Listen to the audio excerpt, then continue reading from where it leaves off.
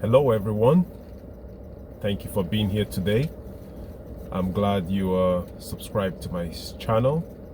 If you're new to my channel, my name is Wana, and every week I try to share some important concepts that I'm implementing in my personal life to improve my finances and also create wealth. So if you're new, thank you for being here, and don't forget to subscribe to my channel. And also, if you like this video, please give me a thumbs up and share this video with someone who might benefit from it. So my topic today is on how to rebuild your credit after personal bankruptcy. So bankruptcy most times has a stigma, all right? And there are many reasons why people file bankruptcy. One of the key reasons why most people file bankruptcy is due to medical expenses. As you all know, it's very expensive to get treatment. Even if you have insurance, most times insurance doesn't cover certain things, and as a result of that, most individuals or families end up filing bankruptcy because the expenses get out of control. When you couple that with other expenses like, you know, car loan, a mortgage, student's loan, and all of that debt combined.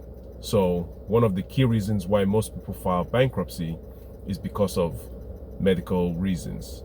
Also, most people file bankruptcy because of lack of financial education, which means, you know, they spend too much money than they were supposed to. So as a result of that, people end up filing bankruptcy.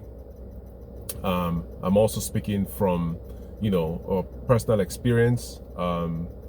Sometimes people file bankruptcy due to business failures. You know, you could embark on a business, take on a huge amount of debt, and unfortunately business doesn't work out and you're stuck with all this debt. And in most cases, based on professional advice, it's better off to file bankruptcy and start with a clean slate.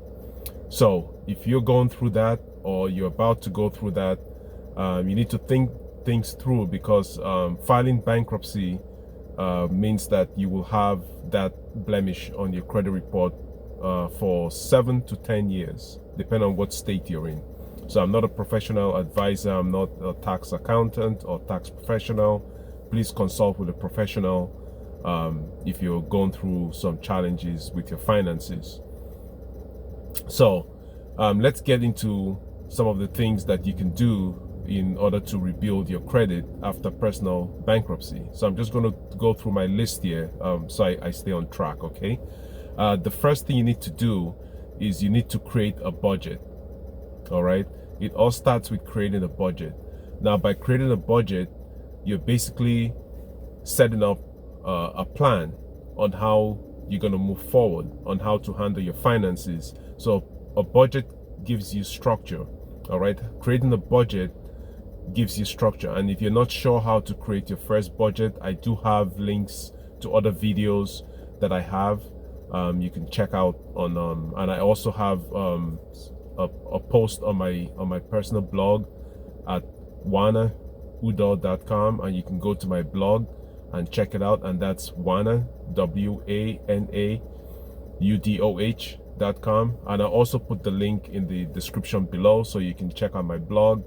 I do have articles on things that can help you. So if you're not you know, great at creating budgets, I do have a post there that walks you through how to create your first budget, okay?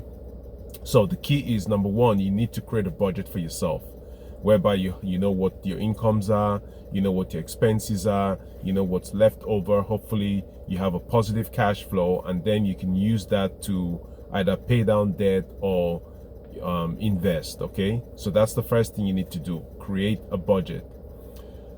The second thing you want to do is you have to restore your credit, all right?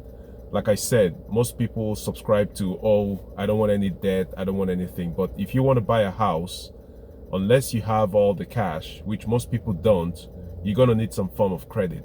And in order for you to get back into the game of credit, you have to rebuild your credit, all right? And the only way, or the fastest way to rebuild your credit is through getting a credit card, and in this case it would be a secured credit card where you put up a deposit with the financial institution for a certain amount of money, and then they in turn give you a credit card with exact limit based on how much you use to fund that savings account. So the savings account is like a collateral for the bank, so that way if you default again, they at least have their money. All right, so that's one way you can start to rebuild your credit, and the sooner you start the better for you, because you need time.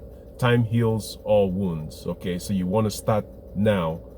Apply for a secured credit card if you can, and then start making charges and paying your balance off every single month. Okay, do not carry balance, because most of these secured cards come with, you know, high interest rates and fees and all that stuff. So you want to make sure that you get disciplined.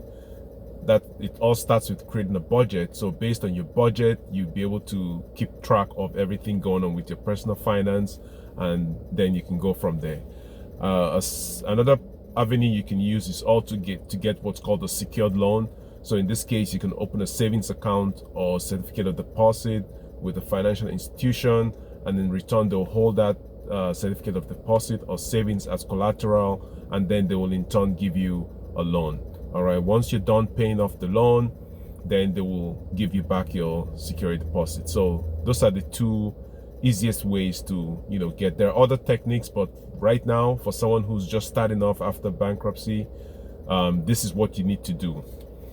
Third, you need to learn from your mistakes. Okay, so most times what leads people to bankruptcy is because they never had an emergency cushion. So you want to make sure that you create an emergency cash reserve that will take you through tough times. Like currently, this is 2020, July 2020, and we're going through the the health pandemic. And based on what happened this year alone, if you're watching this video a few years from now, but we're going through a health crisis where most businesses have shut down, most businesses have gone bankrupt or are gone bankrupt. Over 40 million people are currently unemployed and have to rely on the government for assistance. Now, if we all had, or if half of those people had a kind of an emergency cushion, then they wouldn't be in such dire straits. Okay, so you have to learn from your mistakes. I have learned from my mistakes. Okay, you need to create an emergency cushion or emergency fund. I know people hate the word emergency, but you have to have a cushion. You have to have a backup, so in case your car breaks down, you don't have to use your credit card to pay for the car, and then now you stop paying for, you know, expenses with interest and all that on your credit card. So create an emergency fund. Okay, learn from your mistakes, create an emergency fund. I know most people might not like what I'm saying, but believe me, I'm talking from personal experience. Okay, there will be a video sometime this year where I will really go down and tell you my story, because everybody has a story. Okay, and I will make a video about my story. The fourth thing you want to do is you want to monitor your credit. So you can subscribe to a credit monitoring service. There are some free services out there like Credit Sesame, Credit Karma. I'm not sponsored by any of them, but these are free tools that you can use.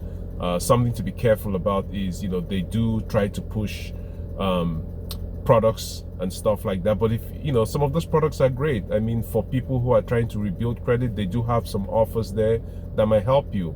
But just beware that, you know, even though they give you a sort of free credit score and your report, they're there to make money. And, you know, there's nothing wrong with them. Credit Karma, Credit Sesame are great sites that you can use. Or you can actually pay for a subscription. There's so many sites out there.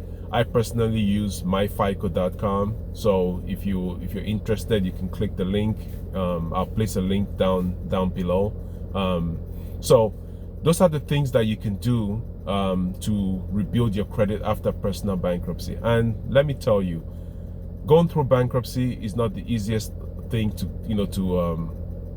go through. However, there's a light at the end of the tunnel. Okay, like I said, I'm speaking from personal experience. All right, and there's nothing to be ashamed of. Okay, mine was due to medical reasons and also business reasons. Okay, so when you combine those two, okay, mine was because of the recession we had in 2008. I'm sure you all remember that. And fast forward, we're going through another one now. So history repeats itself. I learned from my lessons. I've created a budget. I've restored my credit. I also have an emergency cushion, and I also monitor my credit. Okay, so these are things that I am implementing in my life today. So I'm not just making these videos, talking out of my, on one cheek. I'm actually practicing these things that I'm trying to share. Okay, so please, thank you very much for being here again. Thank you for listening to my rant, and like I said, please make sure you subscribe to my channel. Don't forget to give me a thumbs up. I do appreciate that. Thumbs up, everyone. And hopefully you find value from my videos. Please, I do appreciate comments, so please leave me a comment. Let me know if you enjoy these programs or not, and we'll take it from there. Okay, have a wonderful day, and I'll talk to you soon. Bye bye.